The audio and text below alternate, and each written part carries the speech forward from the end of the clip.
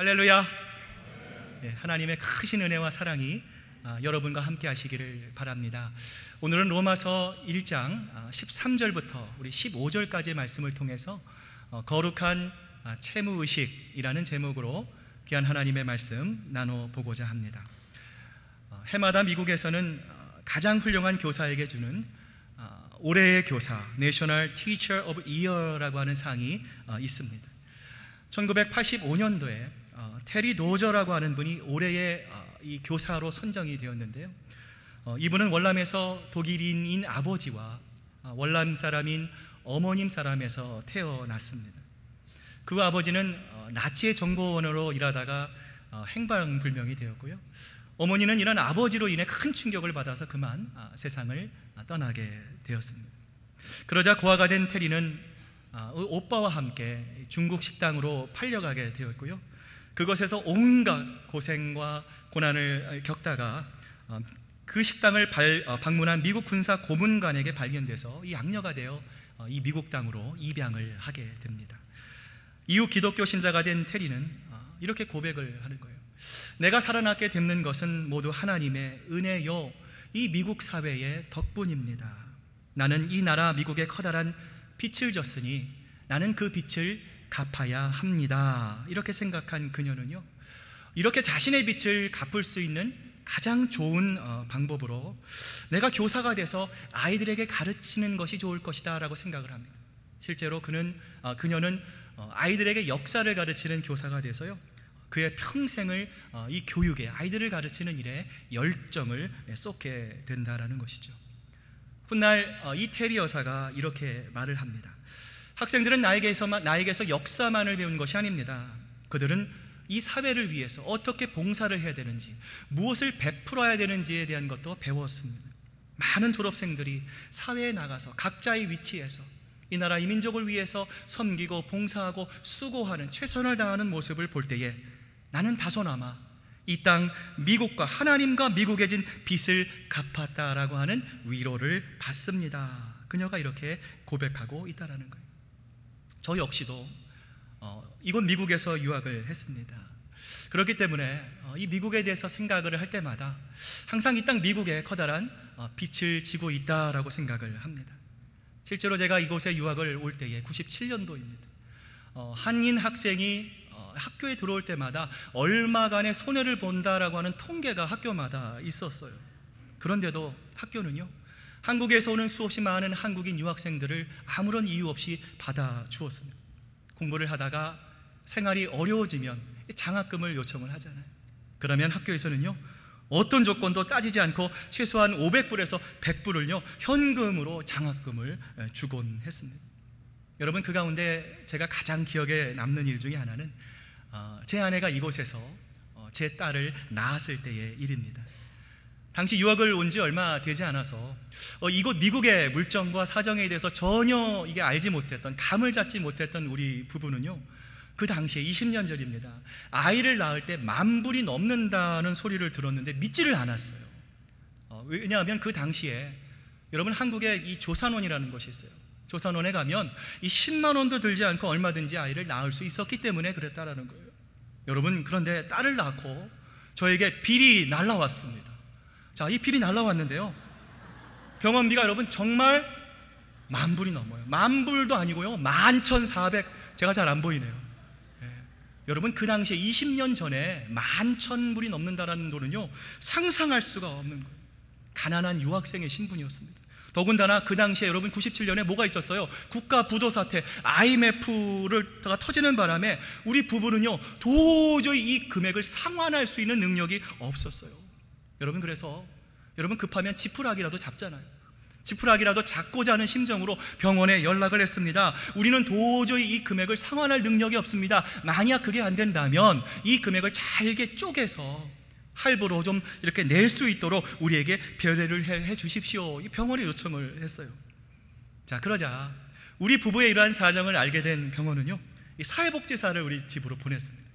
우리 집안의 사정과 형편을 체크하고는요, 어느 날 다시 병원비를 재산출해서 우리에게 메일로 보내왔는데요, 그 비를 보는 순간 이 비리예요. 제 눈을 의심할 수밖에 없었어요. 여러분, 놀랍게도 10,000불이 넘었던 그 병원비가 여러분 어떻게 됐어요? 완전히 감면되었어요. 0%예요. 영원으로 쓰여져 있었기 때문에 그래요. 여러분, 제가 감당할 수 없는 은혜를 받은 것이지요, 마음의 빛을 경험한 것입니다. 여러분, 오늘 본문을 보면 앞서 소개한 테리와 같이 채무자의 심정, 평생을 이 빚진 자의 심정으로 복음 전파에 자신의 정열과 열정을 쏟았던 한 사람이 소개되고 있습니다. 바로 우리가 잘 아는 사도 바울입니다. 그는 예수님을 믿기 전에 참 나쁜 일을 많이 했던 사람이었어요. 죄 없는 사람들을 갖다가 예수님을 믿는다는 이유만으로 그들을 쫓아다니며 핍박을 했어요. 그들에게 욕을 했어요. 그들을 옥에 가뒀을 뿐만 아니라 더 나아가 사람들을 마구 선동해서 그 사람들을 죽음에 이르기까지 앞장섰던 사람이 바로 사도 바울이었어요. 자, 이랬던 그가 다메섹 도상에서 예수님을 만납니다. 죄인의 괴수와 같은 자기의 모든 죄를 하나님께서 예수 그리스도의 은혜로 용서함을 받는 그 놀라운 경험을 통해서 바울은요, 이방인을 위한 복음의 사도로 그의 평생의 삶을 결정하게 되어진다라는 거예요. 여러분, 이처럼 감당할 수 없는 은혜가 있습니다. 감당할 수 없는 하나님의 은혜와 사랑을 경험한 바울은요, 하나님을 향해서 너무나 감사한 마음이 든 거예요. 그러나 그 마음과 동시에 하나님을 향한 미안한 마음, 그리고 동시에 그 하나님을 향한 무한한 책임감을 가지고요, 오늘 본문 14절에서 이렇게 고백하는 거예요. 나는 그리스 사람에게나 미개한 사람에게나 똑똑한 사람에게나 어리석은 사람에게나 다 같이 빛을 가지고 있는 사람입니다 라고 고백하고 있다는 거예요. 여러분, 우리가 알고 있는 사도 바울은요, 돈에 관한 한, 물질에 관한 한 아주 깨끗한 사람이었어요. 여러분, 그래서 그는 평소 이 브리스길라와 아굴라와 함께 텐트 메이커, 텐트를 짜는 일을 하고 있었어요. 여러분, 또한 그가 쓴 여러 서신을 보면은요, 그가 각 교회를 덮는 이 선교 헌금의 모습을, 모금하는 그런 그의 모습을 보면서 여러분, 우리 사도 바울은요, 이 재물을 쌓는 일에 전혀 관심이 없었다라는 것을 우리가 알 수 있다라는 거죠. 자, 이런 그가 여러분, 빛을 지을 까닭이 전혀 없지 않겠습니까? 여러분, 그런데 오늘 본문을 보면, 자, 이 사도 바울이요, 나는 모든 사람에게 다 빚을 짓고 있는 사람입니다, 이렇게 고백하고 있어요. 여러분, 여기서 빚을 진 자라고 하는 의미는요, 헬라어 단어 오페일레테스라고 하는 의미입니다. 죄 또는 채무라고 하는 뜻의 이 단어예요.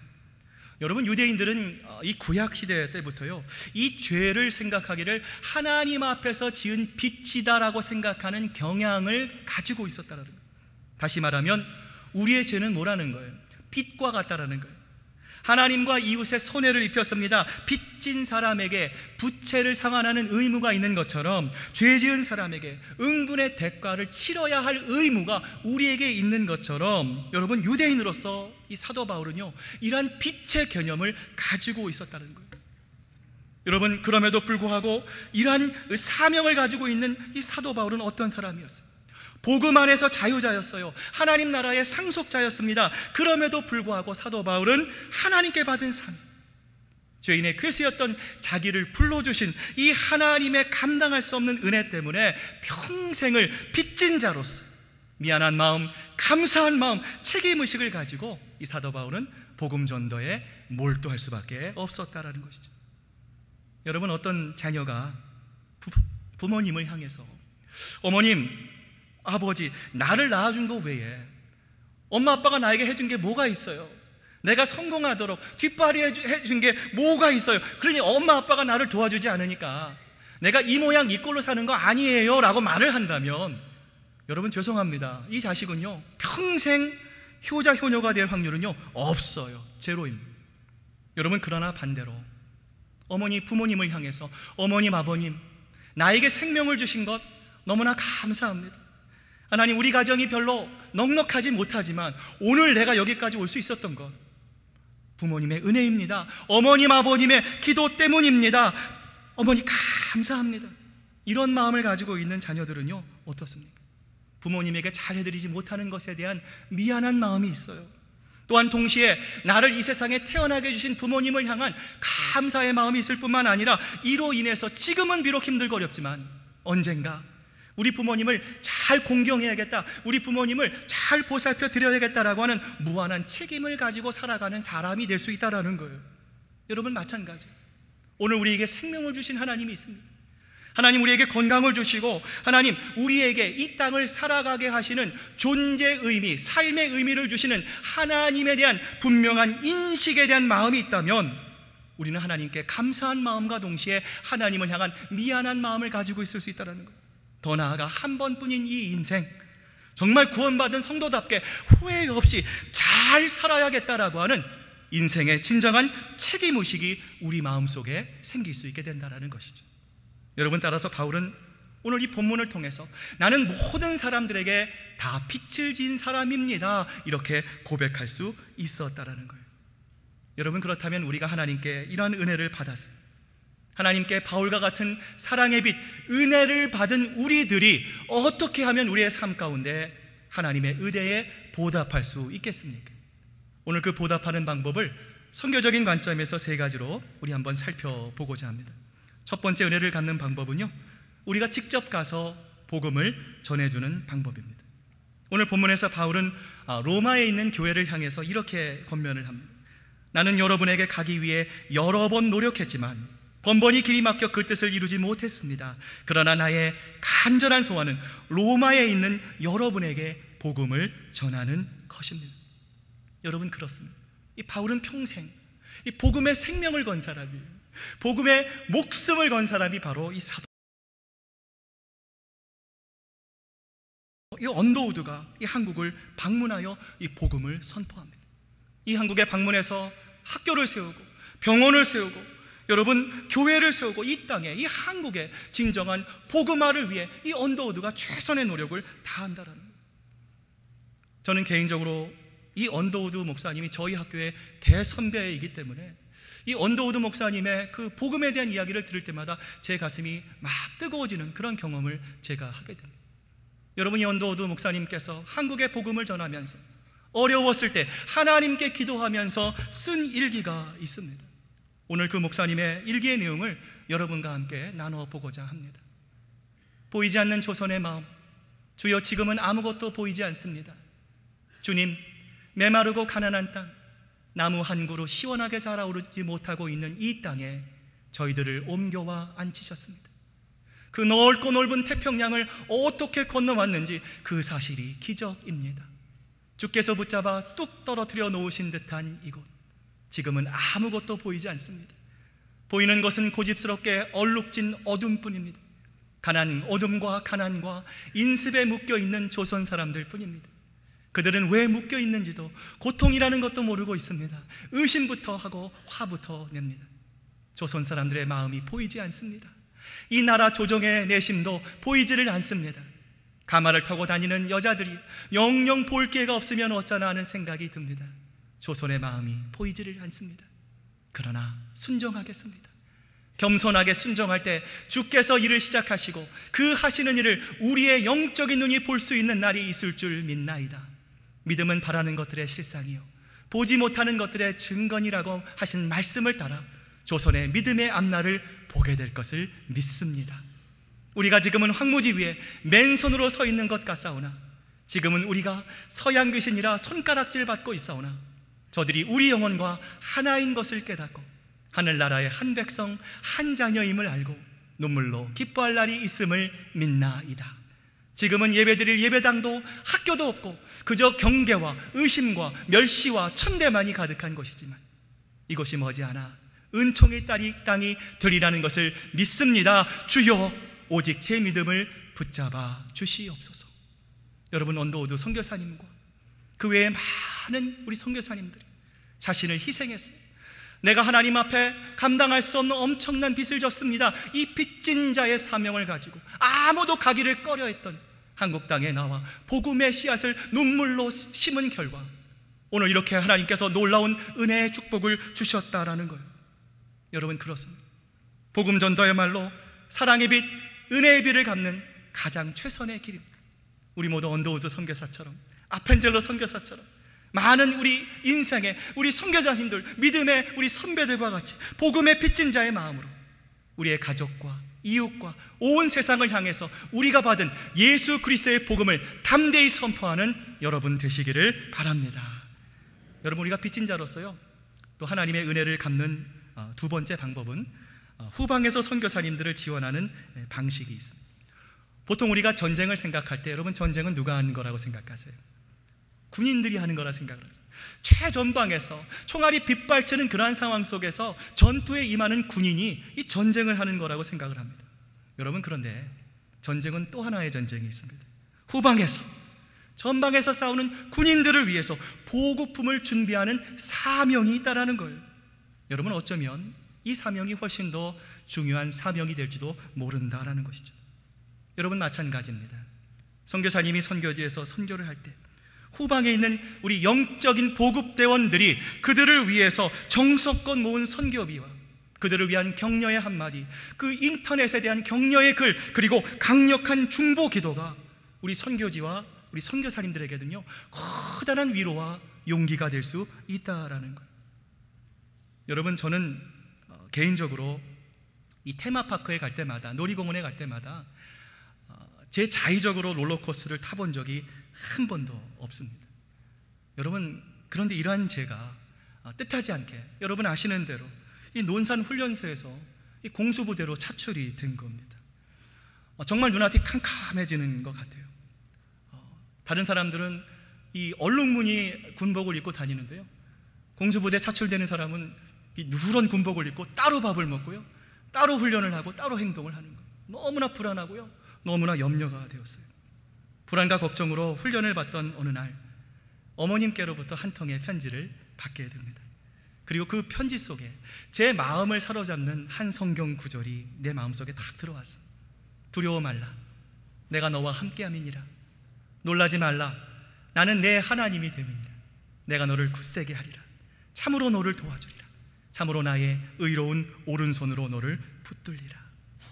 내가 이 하나님의 말씀에 의지해서 내가 힘들게 훈련할 때마다, 네가 고통의 한숨을 질 때마다 내가 너를 생각하면서 하나님께 기도해 주겠노라고 하는 어머님의 편지였어요. 몇 주 후에 드디어 공수훈련이 시작이 됐습니다. 여러분이 공수부장을 달기 위해서는 총 4번의 낙하산을 타야 합니다. 3번의 낙하산, 이 낮의 낙하산을 타야 하고요, 단 한 번의 야간의 이 낙하산을 타야 합니다. 그런데 3번째 낙하산을 탈 때 그만 발을 접질러 버렸어요. 발이 퉁퉁 불어오르는 거예요. 이 발이 부어오르는 바람에 이 군화를 벗을 수가 없습니다. 군화를 벗으면 다시 군화를 신을 수가 없기 때문에 그래요. 참으로 어려운 상황이었어요. 훈련을 포기해야 되는가, 어떻게 해야 되는가, 많은 갈등 속에서 저의 훈련의 과정 가운데 지금도 저를 위해서, 부족한 저를 위해서 기도해 주시는 어머님의 기도가 생각이 났습니다. 그래, 어머니가 나를 위해서 기도해 주고 계신다. 그 어머님의 기도로 나는 이 모든 훈련을 무사히 마칠 수 있을 것이다. 이 용기가, 믿음의 용기가 제 마음속에서 막 솟아올랐어요. 여러분, 드디어 낙하산을 탑니다. 여러분, 밤에 낙하산을 타면요, 이 방향 감각이 없습니다. 이게 앞이 보이지도 않아요. 낙하산을 조절할 수도 없어요. 비행기에서 뛰어내렸는데 정신을 잃었어요. 근데 정신을 차려보니까 땅에 쿵 하고 떨어져 버린 거예요. 여러분, 그런데 보니까요, 제가 떨어져 있는 땅이 가관입니다. 딱 한 평 정도의 땅이에요. 여러분, 그런데 왼쪽에는 20m의 수직의 낭떠러지가 있고요, 오른쪽에는 당시 그 훈련단을 만들 때 쓰는 이 화강암들이 이 아주 그 칼날처럼 날카롭게 되어 있어서요, 그게 아주 넓게 펼쳐져 있었어요. 여러분, 하늘 위에서 땅을 보면요, 여러분 당시 그 광주 훈련장이 100만 평입니다. 100만 평도요, 여러분 긴장하면 보이질 않아요. 아래서 스피커를 대고 오른쪽으로 와라, 왼쪽으로 와다 해도 여러분 100만 평의 땅이 보이질 않아요. 그런데 여러분, 제가 그 땅에, 그 땅지에 떨어졌던 땅이 바로 한 평의 땅입니다. 저는 정신을 차려보면서, 그리고 그 순간 하늘을 바라보면서 저도 모르게 하나님 감사합니다, 그리고 어머님의 기도 감사합니다, 부대로 복귀하는 내내 얼마나 눈물을 흘리며 하나님을 향해 감사의 기도를 드렸는지 모르겠습니다. 여러분, 제가 우리 교회를 지나가면서 어느 한 가정에 붙어있는 문구를 보았습니다. 요즘 대선의 기간입니다. 많은 대선의 후보들, 교육감 후보들, 주지사 후보들의 이름이 거론되지만 이 집만큼은요, 그 후보들의 이름 대신에 아주 특이한 문구가 저의 눈을 사로잡았어요. 여러분, 그 내용이 무엇입니까? Prayer change thing입니다. 기도하면 하나님께서 그 모든 것을 바꾸어 주실 수 있다라는 거예요.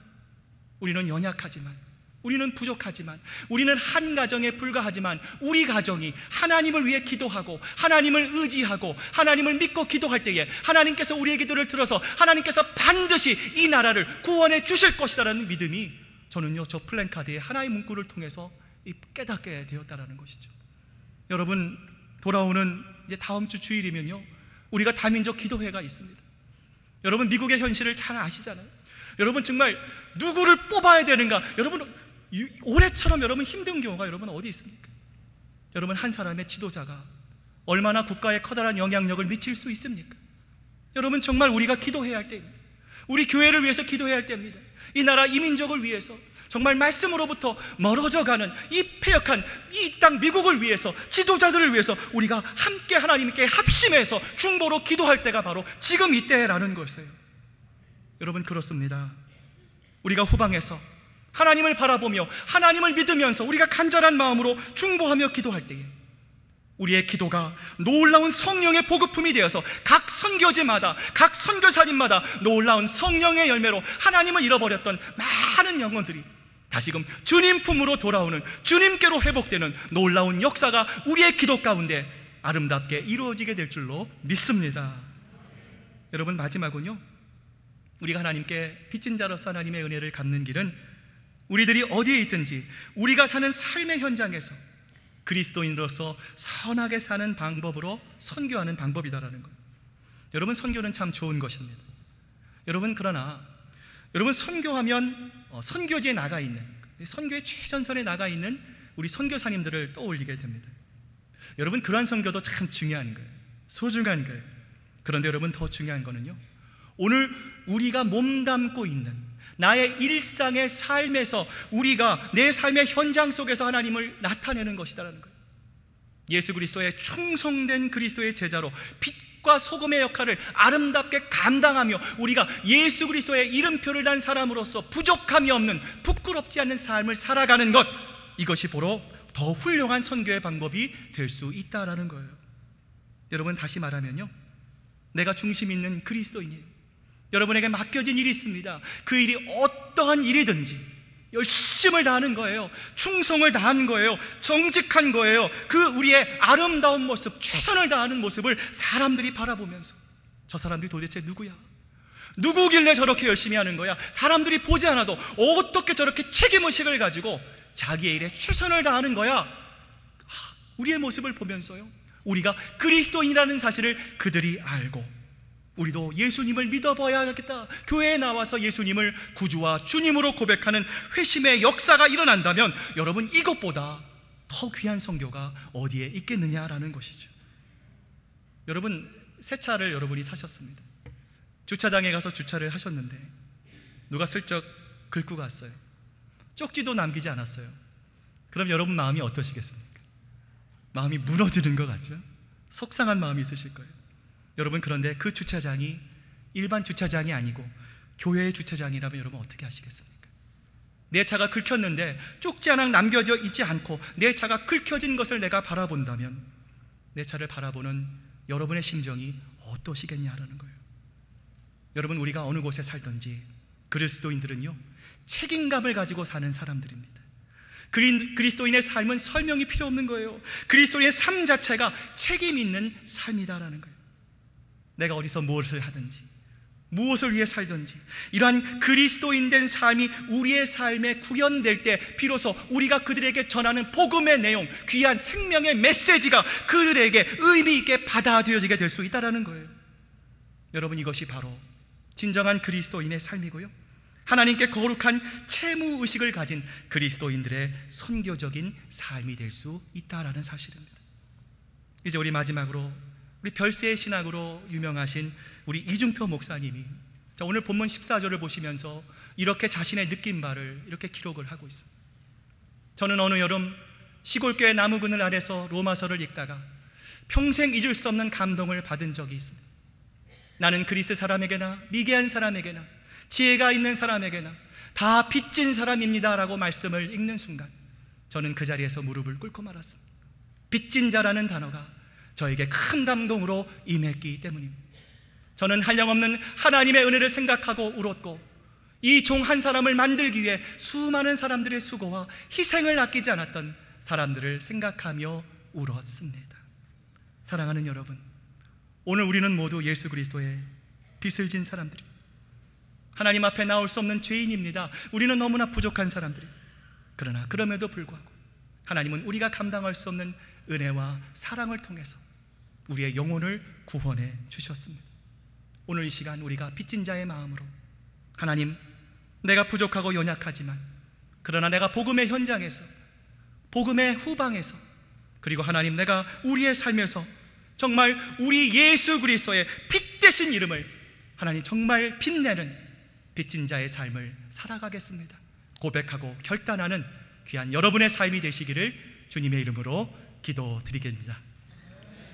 오늘 시간 말씀의 은혜를 생각하시면서 우리 함께 하나님께 우리 간절한 마음, 우리 통성으로 함께 기도하며 나가겠습니다. 기도하시겠습니다. 하나님 아버지, 감사합니다. 오늘 우리는 모두 예수 그리스도께 받은 복음의 빛을 진 사람입니다. 오늘 이 복음의 빛을 받고 감사한 마음과 미안한 마음, 그리고 복음에 대한 책임의식을 가지고 평생을 복음 전도에 헌신했던 사도 바울과 같이 하나님, 오늘도 하나님, 우리도 하나님 복음의 현장에서, 복음의 후방에서, 하나님, 그리고 우리의 삶에서 정말 빛 대신 예수 그리스도 그 이름을 빛내는 빛과 소금의 삶을 살아가는 데 부족함이 없는 저희들 될 수 있도록 하나님, 우리의 삶을 인도하여 주시옵소서. 감사드리며 예수님의 이름으로 기도드립니다. 아멘.